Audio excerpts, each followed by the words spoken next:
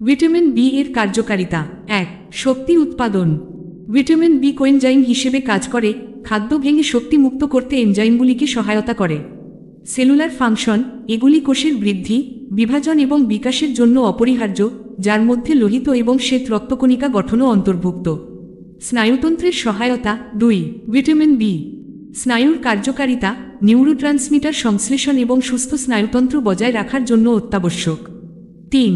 অন্যান্য ফাংশন, এগুলি হরমোন এবং কোলেস্টেরল উৎপাদন, হৃদরোগের স্বাস্থ্য এবং পেশি বিকাশেও অবদান রাখে।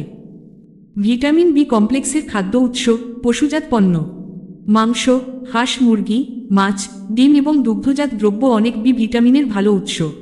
উদ্ভিদ ভিত্তিক উৎস, সবুজ পাতাযুক্ত শাকসবজি, মটরশুঁটি, মসুর ডাল এবং গোটা শস্য যেমন বাদামি চাল এবং গম ভিটামিন বি সমৃদ্ধ। সুরক্ষিত খাবার, অনেক সিরিয়াল এবং রুটি ভিটামিন বি দিয়ে সমৃদ্ধ, যার গ্রহণ বৃদ্ধিতে সাহায্য করে। ভিটামিন বি কমপ্লেক্সের ঘাটতি হলে কি হয়? বি1 থায়ামিন এর অভাবের ফলে বেরিবেরি হতে পারে, যা স্নায়ুতন্ত্র এবং হৃৎপিণ্ডকে প্রভাবিত করে। বি3 নিয়াসিন অভাবের ফলে পেলেব্রো হতে পারে, যা ডার্মাটাইটিস, ডায়রিয়া এবং ডিমেনশিয়া দ্বারা চিহ্নিত। বি9 ফোলেট এবং বি12 কোবালামিন ঘাটতির ফলে রক্তাল্পতা এবং স্নায়বিক সমস্যা হতে পারে। বি6 পাইরিডক্সিন এর অভাবে স্নায়ুর কার্যকারিতা এবং লোহিত রক্তকণিকা গঠনে ব্যাঘাত ঘটতে পারে।